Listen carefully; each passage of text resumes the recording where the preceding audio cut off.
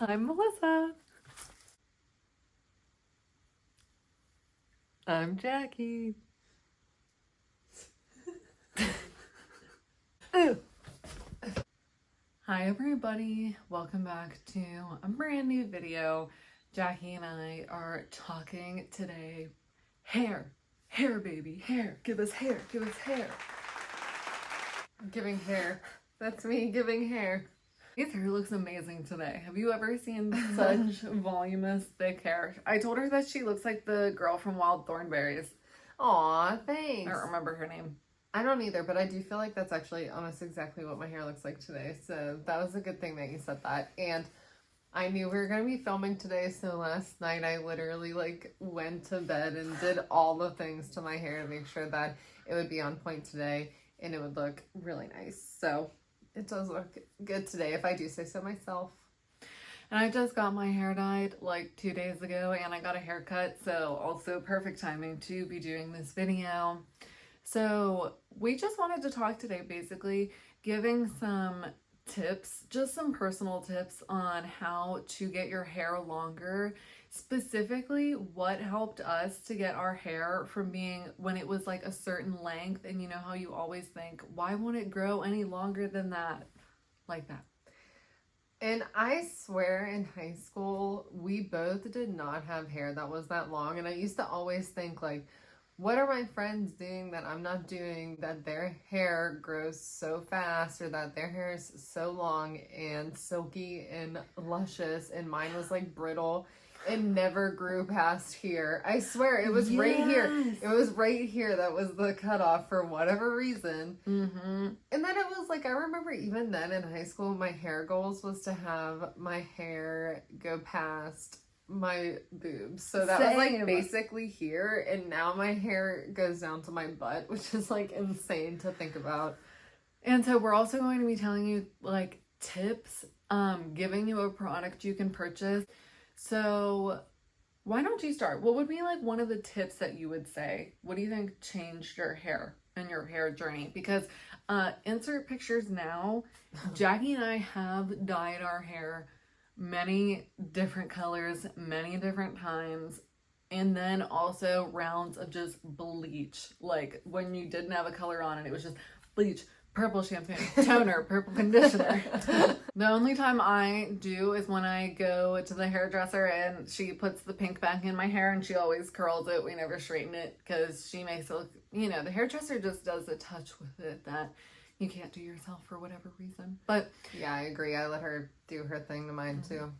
It sucks because when you're trying to grow your hair out, saying that you can't put heat on it and saying you have to cut it is literally the two things you don't want to hear, but you have to. And I also feel like if you look, there are products that will crimp your hair, curl it, and do that without heat. So it might take you time at night, might take you longer to put things in, to braid, but do it routinely. And another thing I will say, the first probably 5 to 6 months you stop using heat, your hair is not going to look its best. It's going to be frizzy, and that part sucked. But during that time, I did a lot of hair braiding, things like that. So my hair was still down, but just braided, and I think things like that will help you while in those couple of months it's not looking what you're used to it looking.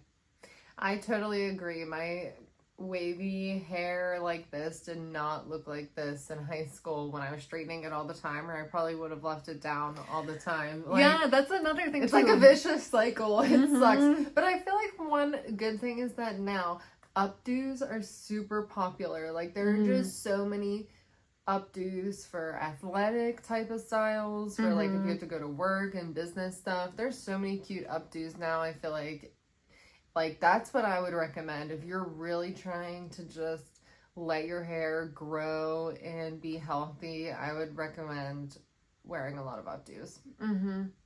And braids with ribbons and all the cute things, but braids will help a lot too.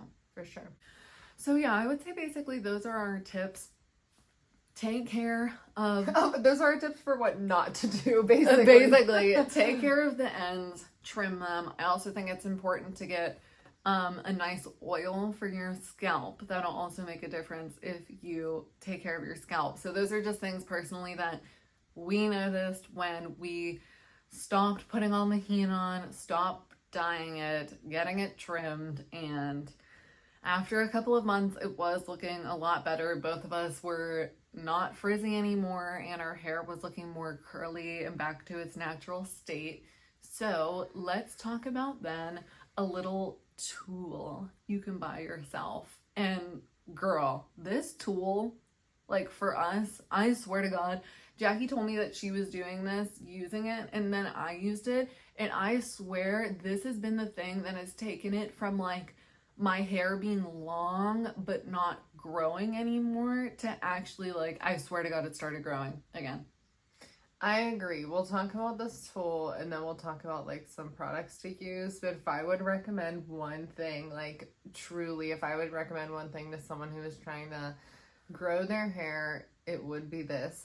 We were like just telling our mom about this the other day. We're like, Mom, you need to buy this. And the best thing about this tool, well, we'll just say what it is. It is a skin laser. Mm-hmm. It has, I'm pretty sure it's a red light laser, so it's not blue light, it is red light. It has 4 different attachments for it, and I remember seriously bleaching my hair to filth in high school, where it was what's that word when your hair is literally string and you could just go like oh my God, dead. Yeah, but there's like a word, like a specific word for it, like that happens when you bleach your hair. But regardless, mine was so messed up. Like, if I would have had a cell phone now, it would have been one of those TikToks that guy that you like reviewed. Brad Mondo. He would have reviewed it and been like, what happened to this girl's hair? There was one point, Bad. Jackie and I went over to my friend's house, and she always had It different... was after that. It was after she did it. No Yeah. offense. Love you, girl. I'm not going to mention names. But she always had different colors of hair, so we trusted her and trusted that she knew what she was doing. And she put purple shampoo on Jackie and I's hair for literally probably an hour, maybe even longer, after we had bleached it, like at the hairdresser. Not the same day, just in general. So it was already pretty compromised and damaged. And yeah, we both ended up like, we loved it. We loved the shade. It was white in some spots, blonde in others, like brown, brown, green, maybe even. And it was a mess. So what would you say has been a tip taking you from when it was like brittle as hell to now when it being so long and full? Oh my God, so many things. The first thing I want to say is that sadly, like, if you want your hair to grow and it's damaged, it's gonna take a while. And, you know, I hate saying that because I didn't want that to be the case. But if your hair is damaged, that's kind of just where it is. But you can do things that'll speed up the growth, which we'll work our way into. But I feel like from the outset, if you're gonna dye your hair, I know it's fun doing it yourself, but I would personally recommend having a professional do it, just because I think one of the reasons why my hair was extra brittle in high school from dyeing it was from doing it myself. And even though For sure. the color turned out really good all the time, it was not healthy, and it could have been a way healthier process if a professional was helping me do it or doing it.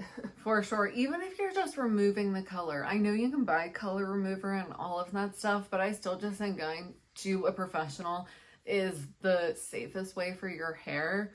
I personally think a tip is, and like if your hair is already compromised or damaged, hate this one, but you have to, number one, start trimming it routinely. You have to cut it, which is always like counterproductive, it seems. Why would you cut it if you want it to be longer?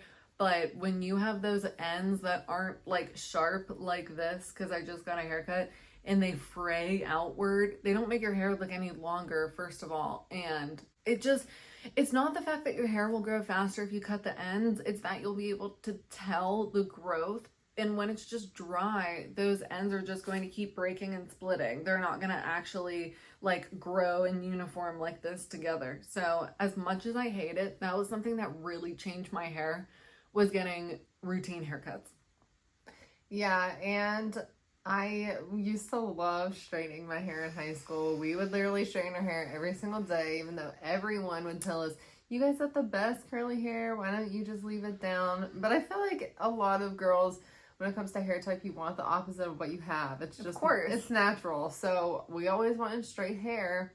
And I'll definitely admit, using heat on your hair every single day will just damage it. There's kind of no way around that. Yeah. And obviously, anytime you're damaging your hair, especially with heat or utensils, that's going to slow down the growing process. Now, I will say I straighten my hair maybe 2-3 times a year. I never straighten my hair at this point, but that's because my hair is so healthy that it doesn't frizz. It curls better naturally. And imagine how long it would take to straighten all this. Exactly. No, that's such a good point. Like, I just don't even want to. If I'll straighten it for special events, so I go to maybe 2 to 3 special events a year, and that's use when I the do. comb in your nog. Yeah, you can obviously use it. You'll use it on your scalp, and it'll speed up the growth on that area. It's so funny too because I got this off Amazon and I didn't even buy this for hair growth. I bought this to use for my face after I went to like a facial or something and they had used it. And I looked on Amazon and I swear it was the same one and it was what, $50? Yeah, it was $50. We'll link ours below. I swear it's not that expensive, or if you do think $50 is a little expensive for something like this, I would just recommend it. It comes with a lot of different tips, like the little Attachments. yeah, the 4. there's a lot of them and they really work well on your face. Like, I definitely notice a difference on my face, so that's good too. But with your scalp, And I remember what sold me in the, like, I was buying it for my face, but I know for a fact in the review for the one that I bought, there was someone who said that they worked in some type of clinic helping people who just underwent chemotherapy. And the person said that they used this laser with the comb attachment, and this made a really big difference in speeding up patients' hair growth. So Jackie was the first one to use it. yep, I started using it on my scalp. I don't even know when, at some point, and I would do it. I'd still do it 2 days a week. That's just me. I do it 2 days a week, and like a normal comb, you just go through your hair like that, and then I'll, pull a section back and do the laser. Zzz, zzz, zzz. And I do it on the lowest setting, or like one of the lower settings, just because, I don't know, I've always done it on that way, but Well, I do it on like a medium setting. I'll say I go about like each little area, like 3 or 4 swipes of the comb, move the hair just around. I say doing my whole scalp takes like 5-7 minutes for me to do all that. And I just do that 2 times a week. And I do the same, try to do it 2 times a week, if not at least once. And there's no like recommended time period that you have to do it. You can just use it for as long as you want, as long as you have comfortable, as long as you have a moment for yourself. It feels really good, like combing your head with the thing. It doesn't hurt at all. So definitely we recommend get your paws on this product. We really do think it works. And there are, I'm pretty sure, a bunch of different ones on Amazon. Shop around. I totally agree. I love that thing. I think it works super, super well. Another thing I usually do before I use it, not right before, but before in the day, I usually put in a scalp oil that is like for hair growth. I do this normally the day when I know I'm going to shower, because I'm going to wash it out, or else it'll make your scalp super greasy. So definitely don't put it in like if you have stuff to do that day, or if you're putting it on the night before. But I like to put in the hair growth oil like 2 times a week as well. I will say it's not one of those products that I think is going to be like, I noticed so much of a difference on its own. But I think maybe paired with the laser thing, it works decently well. Yeah, and anything that you put on your skin or your scalp before the laser, they say that part of the laser is making the product like sink in better. So yeah, I usually wait like 20 minutes to an hour with the oil on my scalp before I laser, just because I don't know. I don't want the laser to be like super greasy and just like, I don't know. You know what I mean. But that's one thing that I really think made a difference for sure. Well, me and Melissa made the video, started making this video, and then Melissa was not feeling well, so we had to pause. But I'm back solo. Jackie's here to finish the episode talking about some tips for long hair. I'm just going to give you guys some really quick ones. These are mine, but I think these all really make a big difference. First things first is obviously drink a lot of water. That's good for your overall health, but you need to have healthy insides to grow long, healthy hair. And I don't personally take any supplements or vitamins or anything like that, like for my hair. I used to take biotin. Honestly, I don't even think it made a difference. I really, really don't. But some people do think it helps. So if you do, obviously keep taking it, but it just didn't help me. So no. I don't take any supplements or vitamins or anything like that specifically for hair. I guess I know in general, actually, now that I think about it. But I'm a decently healthy eater. I don't really snack a whole lot on artificial foods or anything like that. And my boyfriend and I cook often and we cook pretty healthy. So, and I drink a lot of water. So I think that is just one thing to keep in mind that I do think will help if your hair is maybe growing but is weak, or like no matter what you do, it doesn't feel like your hair is very healthy. I would think maybe look at what you're eating or drinking and maybe try some supplements. That might help, but just not my thing.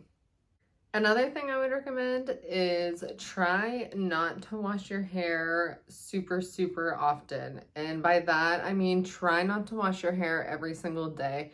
Obviously, if you're sweating and your hair is really gross and greasy and something like that, by all means wash it. But when you wash your hair often, you're getting rid of the natural oils that your scalp produces. So I find that when you give your hair a day or two and your scalp can produce more natural oils, that's going to help your hair grow more. And if you're washing your hair every single day, you're just not giving your scalp time to produce any natural oil or anything like that. So a little bit of oil for your head, obviously not to the point where you can see it and it's oily, is actually decent for your scalp. So I try to just wash my hair every other day or every 2 days. Yeah. Unless I'm sweating. Clearly, if I'm sweating, I'm gonna shower. But I definitely try to give my scalp some time. But when I do shower, I always shampoo my hair twice. And I only shampoo my scalp. I don't shampoo my hair from this end down because I don't think it's necessary, because I don't think the oil for my scalp really reaches all the way down there, and this part of my hair isn't oily and it's still obviously getting clean because the shampoo is gonna go down my head anyway. But I don't go like that all the way down my hair with the shampoo. I only do my scalp and a little bit underneath, and I shampoo my hair twice. I use 2 different shampoos.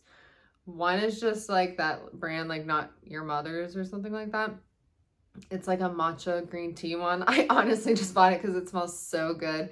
The shampoo is like, or no, that's the conditioner I use, actually. Just kidding. The conditioner I use is the Not Your Mother's matcha green tea, just because it smells good. It's like, it doesn't help a whole lot, and I don't love it, but regardless, that's the conditioner. The shampoos I use, one is BioSilk. It's in a pink bottle. It's like rose hip oil or something like that. I use that shampoo first, And then second, I just use a normal Tresemme brand or something like that. I just find that if I'm gonna give my scalp a couple days to let that natural oil, you know, go, I'm gonna shampoo my scalp twice to make sure that it's extra clean.